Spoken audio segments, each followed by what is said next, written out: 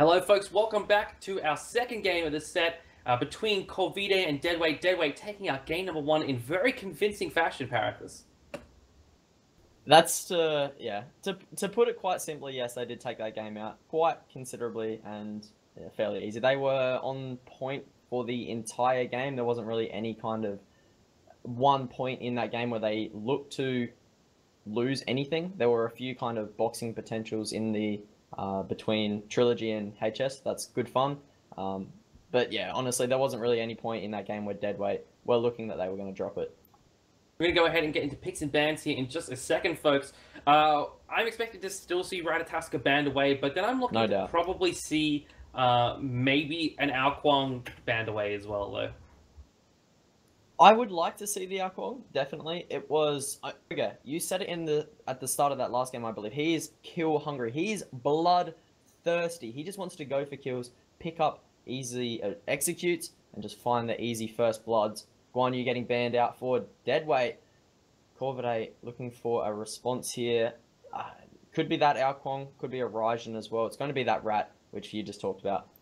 So I've just been looking, and actually our graphics here are down around the wrong way. So Corvidae is on the left, Deadweight is on the right. Deadweight is still up one though. So that's a Guan Yu banned by Corvidae, Ratatoska banned away by Deadweight. So as expected, these first couple of bans, Raijin banned away by Corvidae, smart ban. Although I reckon they probably could have let that one through and look to pick this up first. The Ratatoska ban though from Deadweight, it's just standard, Rat OP. You just got to ban it away, especially if you're not first pick.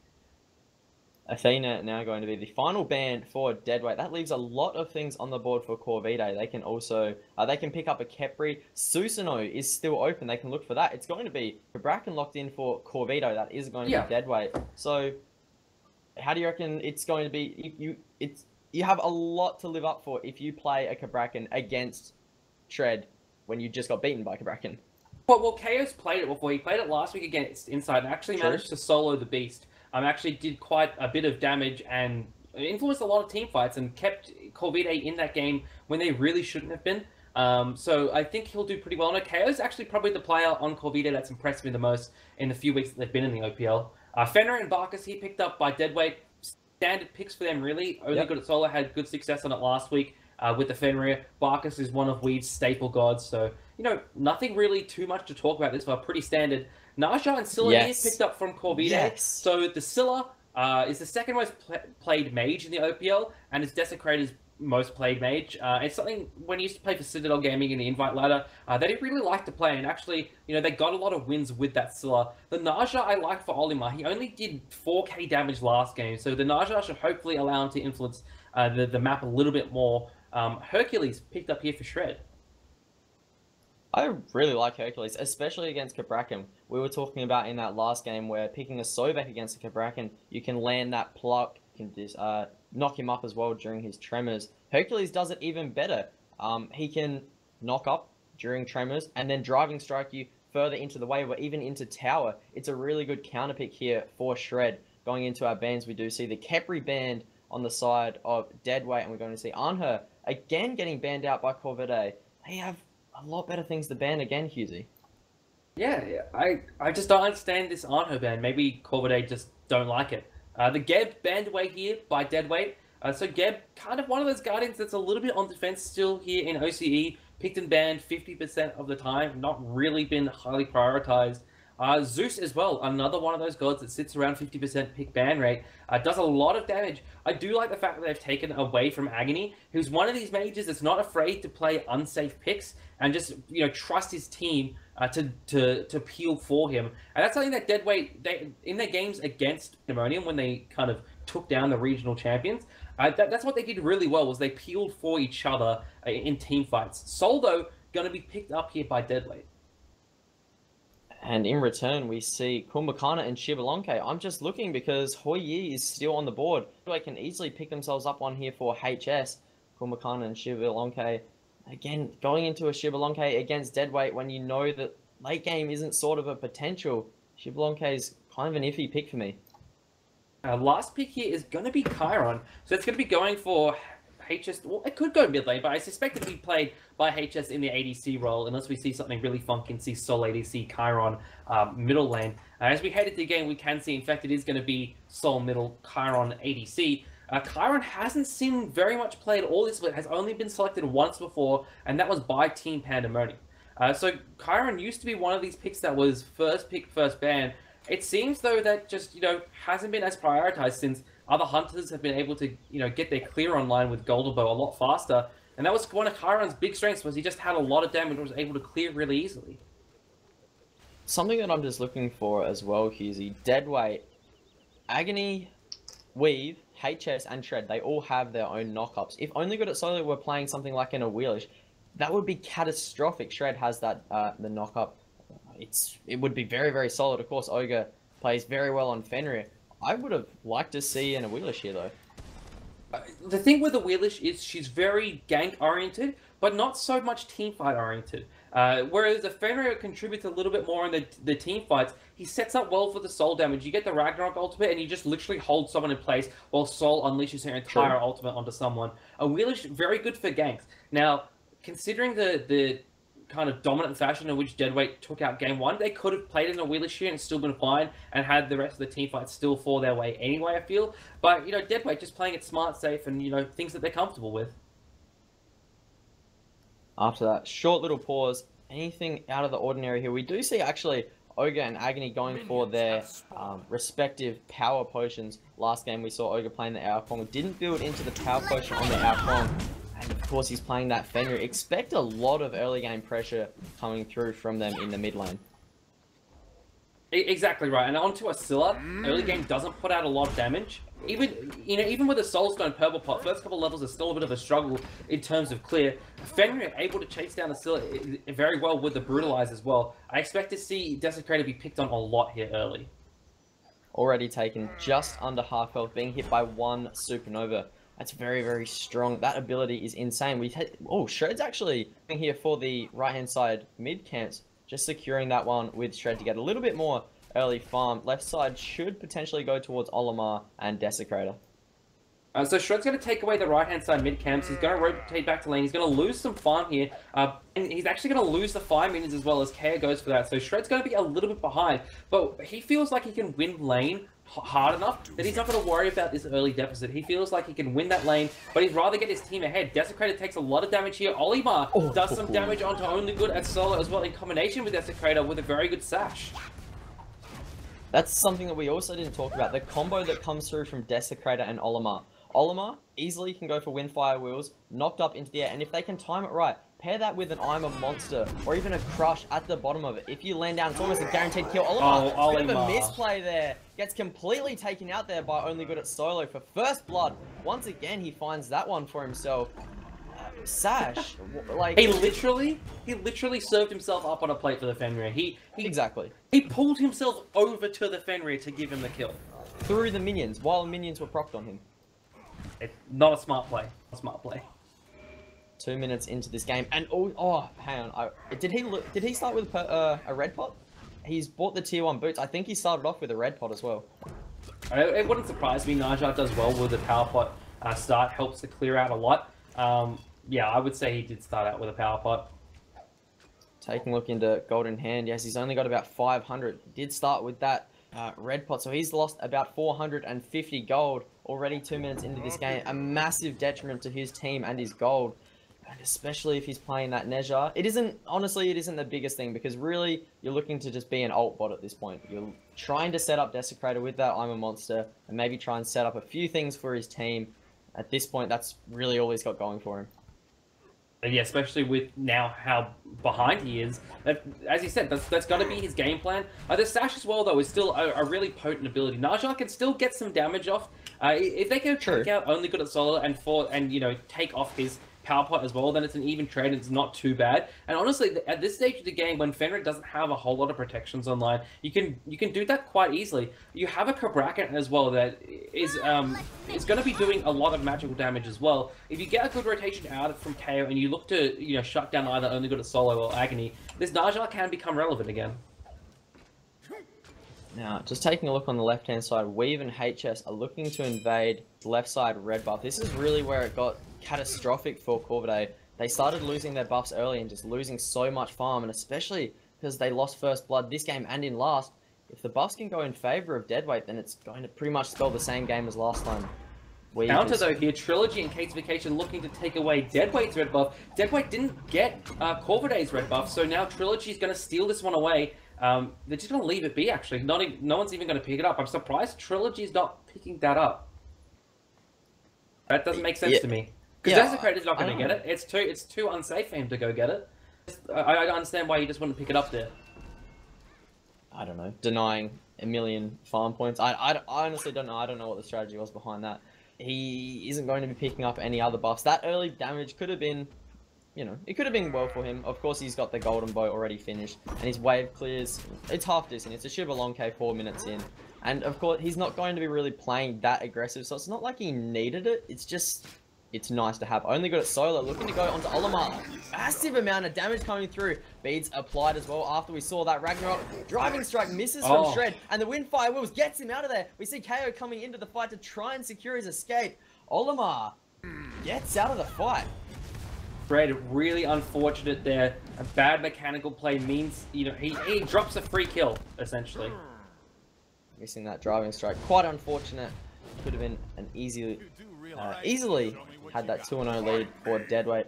Isn't the biggest detriment. Now we do see Olimar's finish off that Warrior Tabai, and we see another knockup coming through from Weave. Already started to rotate into this mid lane. Desecrator needs to be on his toes here, as well as Olimar. Doesn't have that beads up for another 120 seconds. If he gets caught by a knockup Intoxicate combo that we saw in last game, it's going to be GG for him. Too true. He's in a very vulnerable spot at the moment. He does have boots fully online, so he's got a little bit more mobility. We actually saw in that last fight, he managed to fully stack up his passive, and his Flaming Spear rehealed a large chunk of his health there, which enabled him to survive a little bit longer in these fights. Taking a look at how much power he has online at the moment, he's only got 40 physical power with those boots.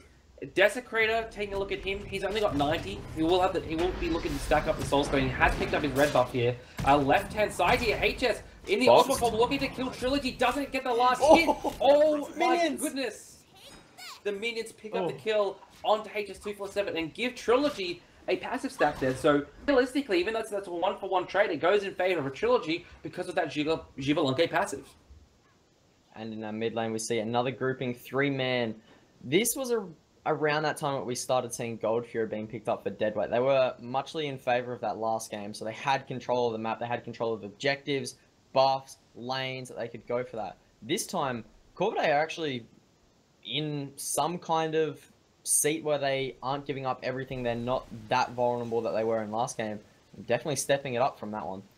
They're actually ahead in experience, not by much, only by 200, but that's all off the back of the red buff steal from Trilogy and Casification. So nice job there. Shred here uses his boulder, looking to take his own blue buff. Desecrator off the mark with the crush here. Shred taking a lot of damage. Agony picks up the kill on Olimar as he takes up Shred. Shred hovers back down to the ground. KO up by only good at solo. KO trying to run away here, about 50% HP. Desecrator, I'm a monster.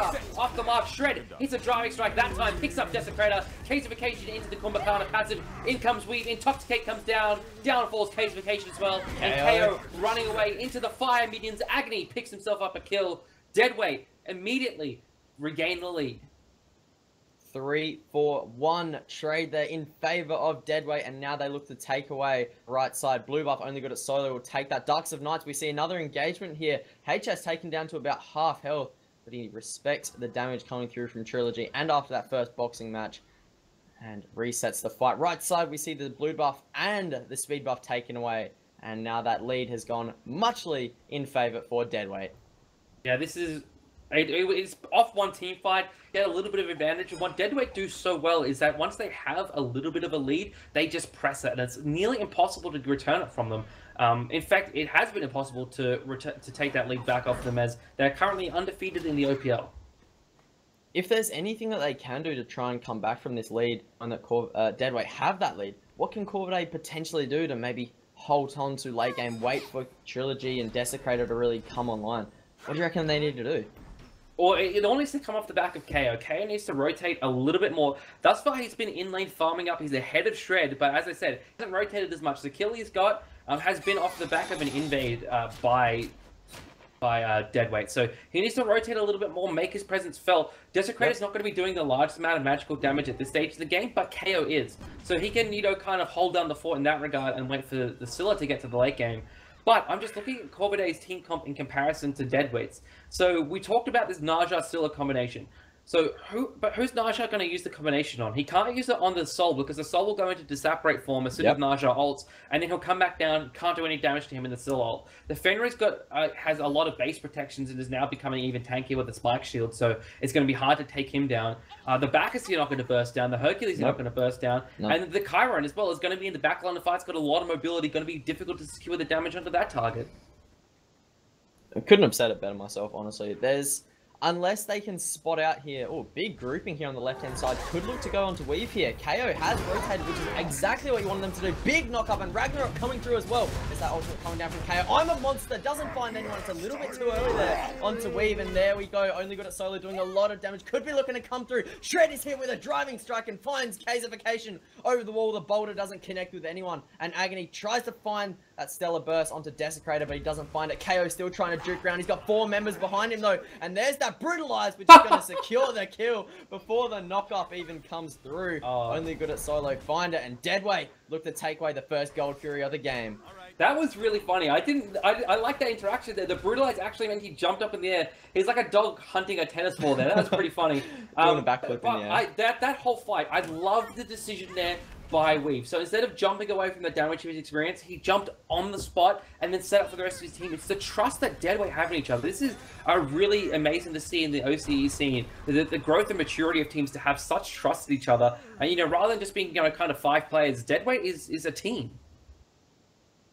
Exactly. 2-9 reads the scoreline. Taking a look into the graphs. After that team fight, 6,000 experience, 4,500 gold in favor of Deadweight. We do see Agony building into that Doom Orb. He's fairly comfortable with the lead that Deadweight have, and also that trust. He trusts his team to make sure that he doesn't die. He also has that Disapparate form, so he's not going to be losing too many Doom Orb stacks if he falls down at about 15. 2, 0, and 5. I want to have a look into damage and see how, of course, he's top player damage, playing Soul. Stellar Burst, the Supernova in that fight was insane. Weave here being aggressive on here by the forces of Corvidae. Desecrator falls down immediately. There's a Supernova from Agony. Look at that damage there. It is like you were talking about. Weave, though, picks up the final kill there with an Intoxicate K. Looking to come in to try and protect his speed buff, but honestly, it's just not worth it at this point. Right side, Tier 1 could be looking to be aggressive. HS has actually rotated from that left side duo over here onto the right. They can look to take it here. They have that minion wave. KO respects the push here from Deadweight and is going to return back to base, try and keep himself alive. Right side Tier 1 is going to fall down quite easily in the hands of Deadweight with HS and Soul there. They have a lot of objective pressure and structure damage coming through from Agony and HS. It's almost another double Hunter comp like last game. Yeah, exactly. It's just a double basic attack comp. And both Chiron and Assault do significant structure damage, like you mentioned. And this is really becoming on vogue here in OCE and in the Smite in general. KO there uses the ultimate, but doesn't find anyone there with the Tectonic Rift. Shred knocks back KO, who's at about 50% HP, only got a solo, diving under the tower, looks for Kazification, but can't secure the kill. Dark Knight comes through, Crush over the wall, does some damage to only got a solo, but Deadweight, honestly, could probably take this tower pretty comfortably. Teacher Tower falls down. KO taking pretty low here. I'm a monster off the mark again from Desecrator. KO crushed by a boulder. Kazification as well. He's in the corner passive, gets a good mez, but Agony is here. Shred reawakens and picks up the kill onto Kazification. Only got a so low here, but just barely managed to get out. Desecrator through the wall looking for the kill here, but he could be baited. He's not stunned there. Weave picks up the kill with the Intoxicate. The baits here from Deadweight. Desecrator, so let me break that down for you. Desecrator was in the left-hand side while his team were being pressured at the Tier 2. Took the red buff, came to the fight, used the Crush over the wall, missed his I'm a Monster completely, walked into 4 members, jumping and then died. I don't understand it. Like, you're playing Scylla. He hasn't hit a single I'm a Monster. I want to have a look into player damage. Only about 3,000 damage, and I honestly haven't seen him hit you know, any kind of setup potential here with Olimar. Iron Monsters have been missed. Sickums have been very, very rare. Crushes over the walls aren't doing too much, especially if it's only hitting Weave or Ogre. It feels like they're down a player. Fortunate at the moment for Corvidae. Still, you know, we saw it yesterday. We've seen it before. Sorry, I should say, in the OPL. You know, it's Oceanic teams seem to struggle with this kind of, you know, setting up into other players' damage combination. It's hit or miss, really. Yeah, well, I mean, quite literally, but it's more. It's kind of like, you know, it's a lack of trust, and I think that's why Deadweight's succeeding where other teams aren't, because they have trusted each other. Casification taken very low here. It's one up into the sky. It is only good at solo. HS 247, though, takes a lot of the damage here. Deadweight, though, so far ahead at this point. They can take this fight even when they don't initiate. Centaurus. Oh my goodness. The damage there from only good at solo onto Olimar. Picks up the kill. Deadweight looking to take down the left-hand side tower now. They're grouped as 5, and there's really nothing Corvidae can do to stop them. Trilogy is going to be here, but it's wise to defend the tier 2 when your team just give up this tier 1. It's not worth it. Barker's jumping on your head when your beads are down is not something you want to see. Good dash away there from Trilogy. Left side tier 1 falls down, and they're looking to pressure down this tier 2. They have all 5 members here. Every single one of their ultimates are up, except for that Centaurus on HS. Looking to pressure here, Shred looking to try and zone away. Very good knock up there. Doesn't find the driving strike, but he's taking down extremely low. Boulder over the top, finds him as he retreats away. Tier 2 tower should fall down here in a second, and the pressure begins now as Desecrator's forced to back away there. Great zoning from Weave, and the tier 2 falls down.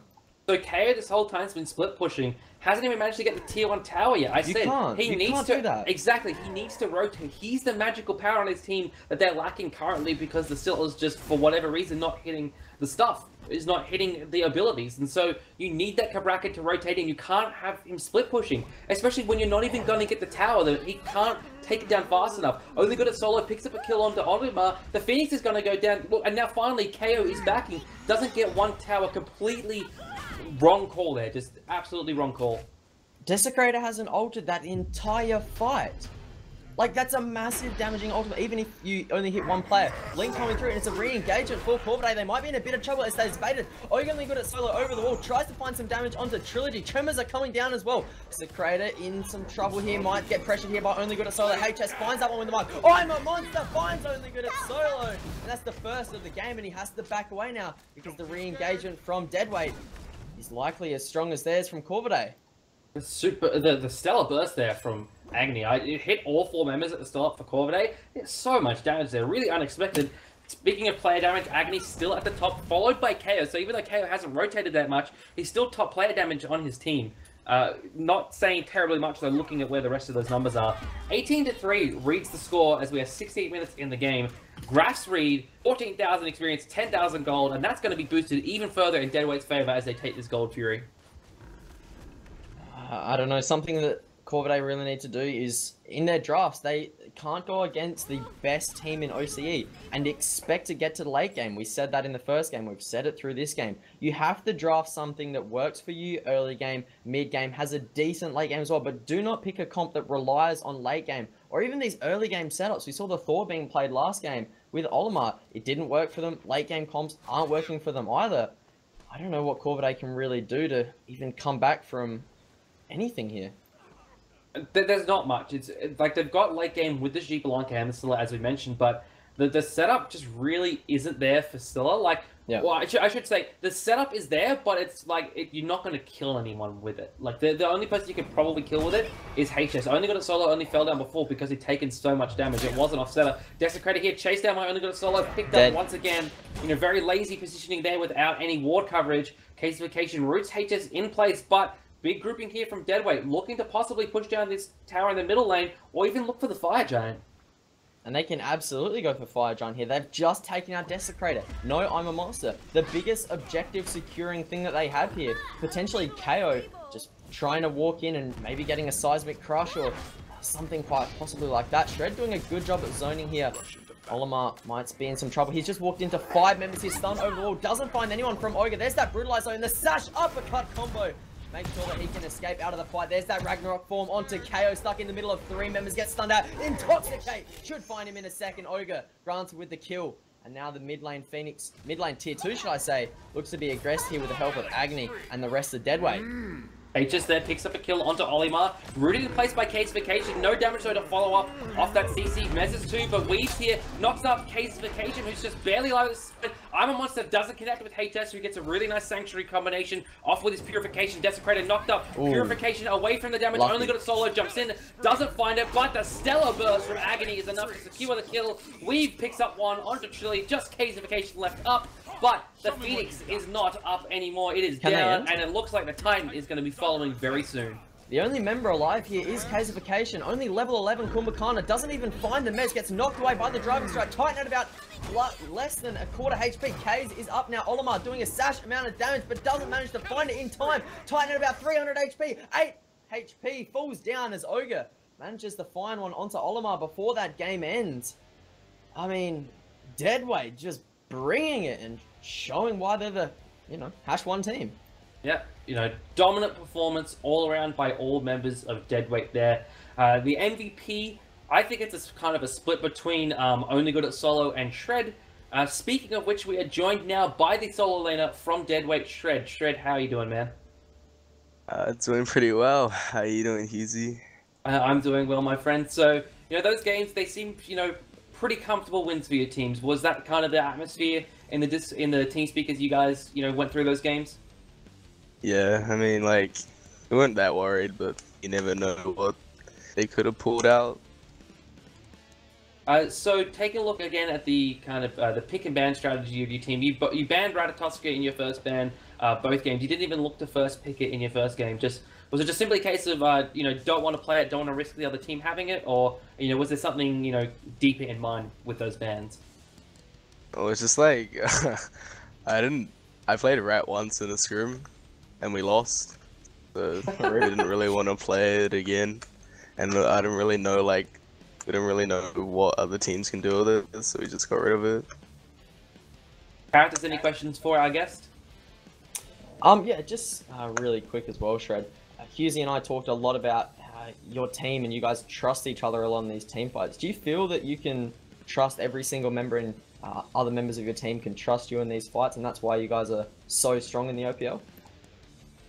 I mean, I guess it's just like listening to calls, really. And Ogre cases all the time. Any more questions, Parathis? No, that should be all. Any shout-outs, Shred? Oh, I've got one more question. Okay, yeah. So last game, Alpha Jackal and Lynx Clone said, there was a debate about, yes. Beast and you being the best Cabrakan. Yep. Who do you think's the better Cabrakan? Well, all I'm gonna say is, I mean, he was the first one to lose on Cabrakan, and I haven't lost on Cabrakan, so... Alright, there we go. So, any shout-outs now, Shred? Alright, I got a good one for you guys. Shout out to any sponsors watching. If you are looking for a top Smite team, go ahead and message at SmiteJuki on Twitter or message Only Good at Solo in Twitch chat. Oh my goodness. Love it. Classic. So thank you very much, Shred, for joining us. We're going to let you go now. So obviously Deadweight looking for a sponsor, and they're going to want to be looking for a sponsor as we actually have a very special announcement now, Parathis. Yes, we do have the LAN finals details, don't we, Husey? Why don't you lay it down for us being the CG admin? Show the fans at home about this final. Alright, so, last split we had the CGPL LAN. This split is going to be something a little bit different. So, Cybergamer is hosting the first ever Oceanic Esports Masters. So, we had the DreamHack Masters for the SPL. We've now got the Oceanic Masters, and this is going to feature both CSGO and Smite at Australia Technology Park in the big theatre room that everyone took a look at last time. So a big venue there, lots of room for all you fans out there to come out and watch. There's the schedule there, that's all in Australian Eastern Standard Time. Actually looks very favourable for the North American audience of you out there for those times. That should be finishing up just after the Smite Console League Finals, so make sure you stay tuned into Hi-Res TV for that. But the biggest announcement with this LAN is it is going to be a 4-team LAN. The last LAN was only 2 teams. This time we're able to bring along 4. So places 1 through 4 are going to be present at this LAN. So, Deadweight being the top team, more than likely going to have to probably lose all the rest of their games if they do not make it. So, obviously, you can see why Shred there was looking for a sponsor to help him and his team get to that event. So yeah, 20th and 21st of August, come on down to Australia Technology Park in Sydney if you want to catch some Smite and CSGO action. That event is going to be brought to you by M-Wave, Netgear, and Gigabyte. So shout out to those guys for helping us put on what's promising to be a pretty cool event, and I'm very excited for it myself. I mean, couldn't have said it better.